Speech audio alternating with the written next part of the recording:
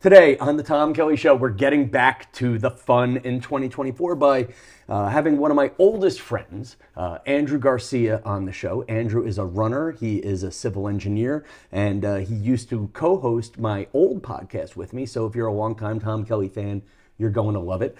We are going to discuss the first time I ever got high in my life at the age of 47.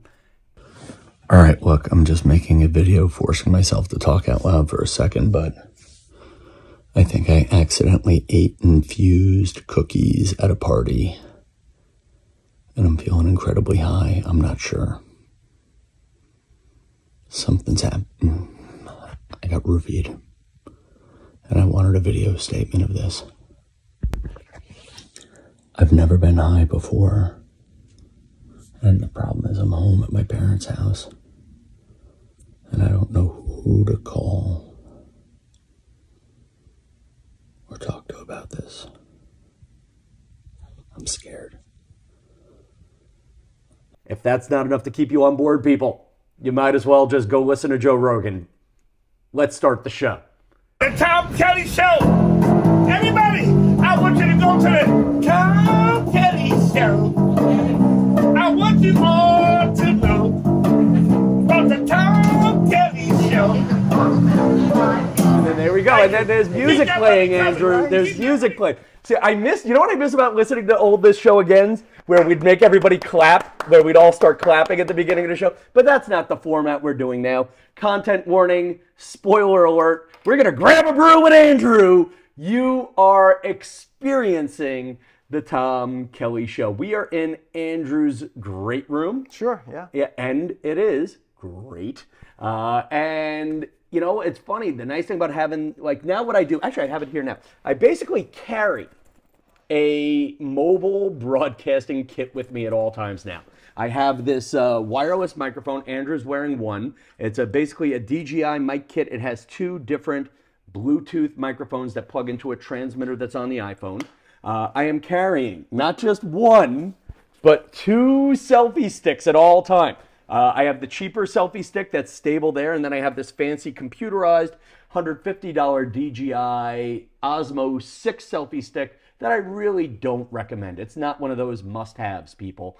And then I have I think it's Goji or something, I don't know. It's one of those like wannabe tech words. That's what this camera's on. And anyway, I'm ready to broadcast at all times. And then, you know, honestly, nothing going on in my life today. So I texted Andrew and I'm like, hey, Andrew, do you want to have dinner? And Andrew's always very good to accommodate my last minuteness when you consider that the man is an ultra marathoner and on a very regimented schedule and diet. He has all his vacations planned until 2031. He knows where he's going to retire. So he's a good friend of mine for letting me talk about this. And anyway, I just then blatantly said, Andrew, I have a story I want to tell a friend.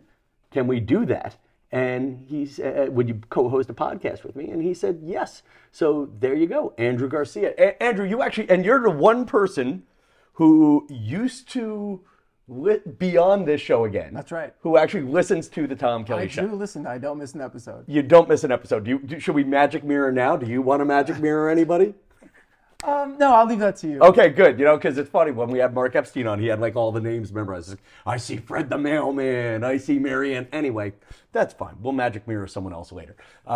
So, do you mind if I start with the biggest story? Absolutely. Go Okay. ahead.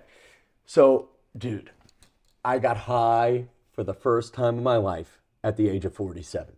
This is news to me. Yes, I have not really told anybody this story. I did not get high on purpose. Okay. Have you heard about edibles? Yeah, of course I have. Okay. So if you've been listening to me, did you listen to me when I was on the edible podcast, The Oven? I think I aired one of their episodes instead of mine literally 6-7 months ago. No, I missed that. Okay, good. I don't want to say it was worth missing. It was a great time. Great time. Nice guys. Basically, I'll give you the long version of the story. There are two nice guys, Mario and Franco. They were at one of the Good Morning America concerts. So let's make it the one with Tim McGraw, but it wasn't. It was a country act after Tim McGraw. And one of them is standing in the crowd with a sign handwritten on cardboard that says, "Ask me about my podcast." Okay. Cute guy. I bring him up to the front of the crowd. And I say, hey, well, who wants to ask him about his podcast? Crowd cheers. And then I whisper in his ear, I'm like, hey, this talking about this in public isn't going to get me fired, right? And he goes, and then he goes, well, the podcast is about THC and infused food. And so I just said, audience, we're going to ask him privately about his podcast. And they made a little clip, and it by no means did it go viral, but it was a nice moment of me at GMA. A friendship was founded. They're Long Island guys, and basically they host a podcast where, the same way I'm having a brew with Andrew and I might get tipsier throughout the show, they go to nice restaurants and get the restaurant to cook with their THC-infused butter. Really? And then you get high on the podcast. Now, do they only serve the butter for their meals, or they do it for everyone's meals? So they do it for everyone, but when I said I would be on their podcast, I said I would prefer not to get high, and they were great guys and respected it. And again, an important through line through this story is they're great guys. Okay? So I have a great time on their podcast. They bring 30 people to come see me at Governor's Comedy Club, which, by the way, my next show, January 27th. Tickets available now. They bring people to see. So it's like one of those things. It's like, okay, this is like a real businessy, creative thing. They're not just in the podcast business, but they're really hoping to get licenses or somehow. I don't want to call them crypto bros, but I feel there's a vibe there at the beginning of something that might take off. Sure. Or they're at the beginning of we need union jobs with pensions. One or the other. So whatever it is, they invite me to their Christmas party at a nice restaurant, Moo something or another, in the Roosevelt Field Mall. And someone said, and I wound up talking to a guy, either JP or PJ. Let's call him JP. And JP's like, hey, man, just be a little careful with the food. These are guys who are in the infused food business. And so we blatantly ask, is the food infused? And they say no. Okay, good. And I have a great conversation with this guy, JP or PJ, and met a couple of other nice people. And party's about over. And there's now trays of desserts out. And now I'm sober because I believe in sober driving. Okay. I am a good human being. I don't want to get drunk on the road or anything like that. So I hang out at the party long enough to sober up. And then I decide, cookies. You know me, I love my sweets. Oh, you love your sweets. Yeah. I love my sweets. So they have these little to-go boxes so people could take cookies for the road. Okay. So thoughtful. Yeah. And now I may have taken more than my share of cookies because I love cookies. Being you, yes. A normal, I think I took 10 to 12 cookies. Oh, man. You know where this is going now. I can kind of see it. Okay. I can't see it at this point. Okay. Again, I now start driving home and I am on, without giving all the roads away, I'm on Merrick Road and I'm just like, gosh, I'm just hyper aware. And then I would say it wasn't until I was about 3 blocks from my parents' house. Very important to point out that I'm spending the evening at my elderly parents' house. Okay? And suddenly I realized with a block or two to go, I'm like, fuck. Either I'm high or I'm having a stroke. Now, without I don't want anybody sending me notes. Oh, you can send me notes of concern. I'm not giving you any details, but I watch my heart. Andrew and I have talked about this before. I take blood pressure pills. I take cholesterol pills. I also take pills for my hair, just divulging that too, since I'm giving all my information away. But I'm pulling into the driveway, and I'm like, oh my God, I'm either high or having a stroke. Now, because of the age, the era we grew up with, anytime I really got drunk, I always slept somewhere else. Mm-hmm. So I'm now trying to navigate away and past my parents, and part of the reason why I want to buy a house out here is I want to be close to my parents without walking past them all the time. That's right. If there were a separate entrance to my childhood bedroom, I would keep that as my country house forever and keep an apartment in the city forever. I somehow navigate past my father. And I go upstairs and I text one of the guys. I'm like, hey, dude, any chance I accidentally ate something infused with THC? He goes, no way, man. No way, man. There was no infused food at the party. Are you sure? He goes, no way. And I'm like, all right.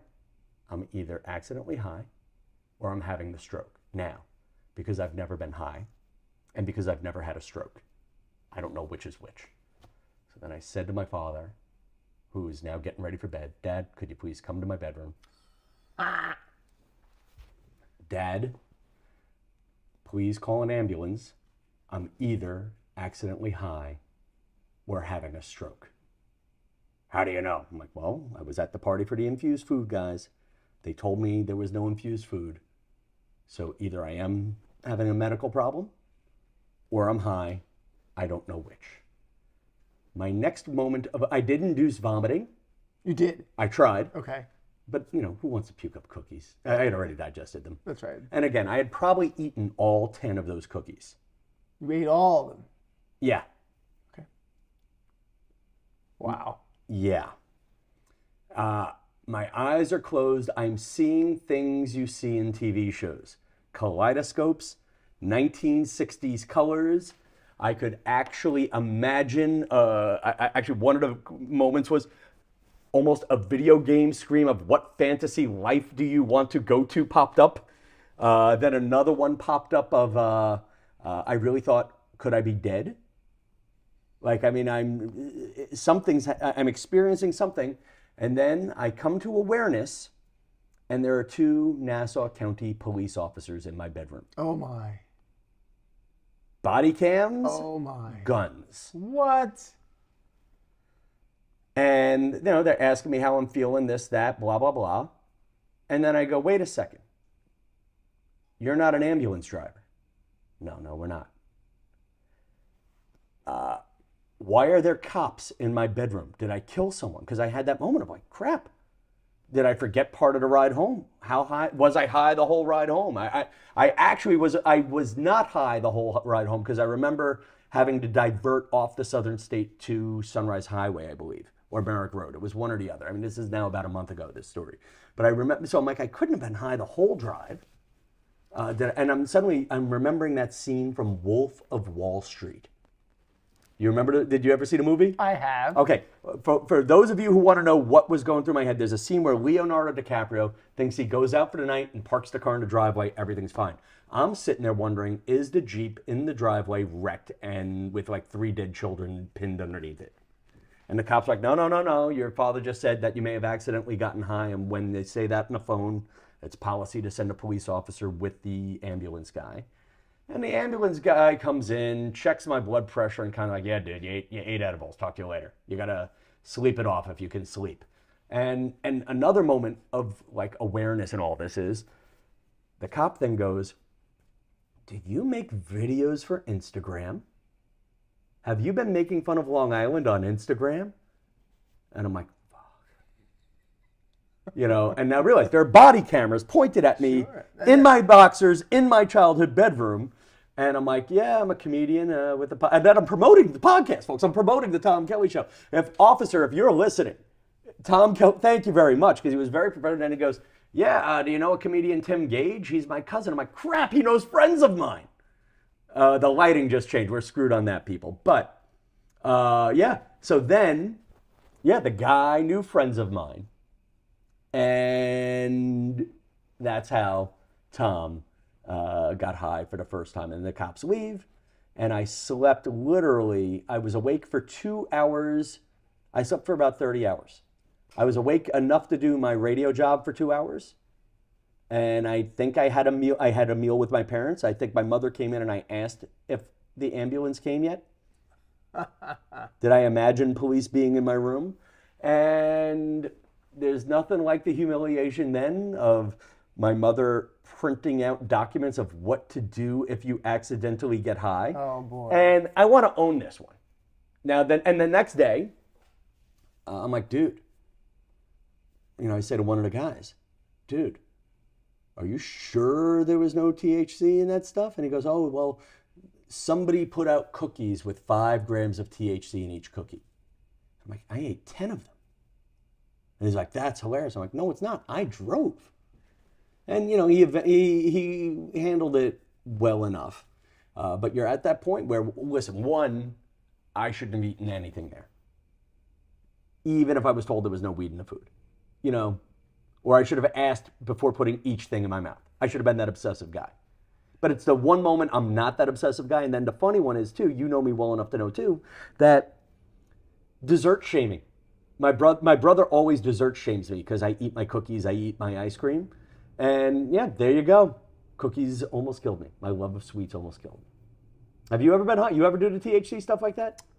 I never like that. I knew what I was getting into when I did it. Did you? Okay, you've never accidentally been... No, I've never been duped by, cookies. Yeah. Now, when you look back at the box of the cookies, did you look to see if they were... No, because it wasn't a block. So it wasn't labeled. Okay. It was like... It wasn't labeled. So they had like a couple of trays of cookies. Was it like someone's like homemade brownie pan with some... Or you don't even remember? No, I do remember this very clearly. There was a couple of trays of like Italian cookies that you could have gotten from Capri Bakery. Pick your neighborhood Italian bakery. Okay, sure. And then there were this tray of things that looked like kind of like dry gingerbread cookies. They were Christmassy cookies. And again, this happened around December 10th-ish. So I'm like, oh, it's like my first Christmassy cookie. Yay! I'm getting in the holiday spirit. Hey! And yeah, so, and they were like in a tower. Okay. So whoever baked them either was a professional THC baker, which is a possibility with this group, or they have great plating skills. We're still recording, right? Because the watch sucks. I'm done with this watch. How many minutes are we at? 1:06. 16. Oh, I think this could be a whole show. Maybe we'll do a second show and we'll just catch up on life. Do you have any follow-up questions for me? Yes, I do. I want them. I would like to know what your father's reaction was at the time you told him that you thought you were having a stroke or were high. Remember, my father, you've met my pop. Absolutely. My pop is a retired firefighter. My father, I don't think has ever been high in his life for sure. And that's fine. And honestly, that's the life I was aspiring to before I sound judgy. I was aspiring to that. Without getting too into it, I had a friend who was doing too many drugs when I was young. And I kind of made a deal. I'm like, hey, dude, if you quit, I'll never start. It was kind of like that kind of a deal. And God bless him. The friend stopped doing drugs and I never started. And I have been released from that like bond of giving my word. But yeah, so I never did it. But my father was very, he didn't make me feel bad, surprisingly. He did not. No, I was, yeah, because I mean, listen, he's not for legalized weed. He's definitely not. Politically, I don't know if I am anymore. I mean, I'm not for sending people to jail for 50 years. But I don't know if like this whole, let's go to a THC cooking party. Not to laugh at my own jokes, but we could argue that this party is exactly why there should be certain ethics and morals and codes or whatever. Controls. Yeah, or even social norms. Social norms might be a good thing. Like if you're at because the one thing the cops and the ambulance guys said is this is happening a lot. Like we're at we're in this age of you have to be careful if someone roofies your drink, but we're also in this age of but we don't talk about it yet where those cookies may not be the cookies you think you are, and you should ask if you're at a party, if you're at a party with new people, and I'm even wondering, even if you're with old people, you don't know if the old people are trying something new.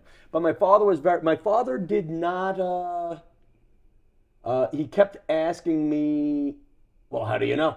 Well, how do you know there was a couple of questions. He knew I think he knew I was already sensitive. And for one of the, yeah, he did a good job of not asking too many questions. Okay. But I'll tell you what's freaked me out was when the cops were in my bedroom. He was staying back. And that's what made me think, shit, they're investigating me. Like that, like I can describe the image, like the hallway lights in the upstairs of the house don't work. My father's like in the shadows. There are two cops in the bright light. And I'm like, my father's not talking. What did they tell him as they came upstairs? You know, I'm like, crap, am I about to get cuffed? You know, and I think the answer, the one thing I was mad at was the guy who threw the party. The answer was, if he had just said there was stuff in the food, I would not have called the ambulance. I would have slept it off and covered it up. Right. That's the only difference. And then would I have gotten mad at him? No, because I was, again, if this happened at your house, I'd be mad. You know, like, but I was at a party where they sell THC, and you know, like, I knew where I was. Even if I wasn't where I was, I knew where I was. So now just watch them cookies. That's our new slogan.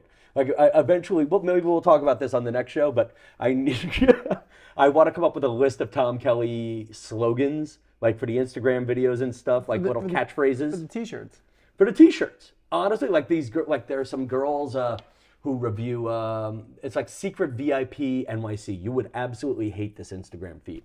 It's two blondes going to really nice clubs and reviewing them. And they have things like, get out of here. Like whatever it is, they have like their little thing. Their catchphrases. Their little catchphrases. Like, now I did it, but I keep forgetting to do it, is like I have I did it in an Amityville video and another video. I go, try harder. You know, and a few people are like using the hashtag try harder. I think I'm like, check them cookies is going to be like my new catchphrase. So, would you do it again in a controlled environment?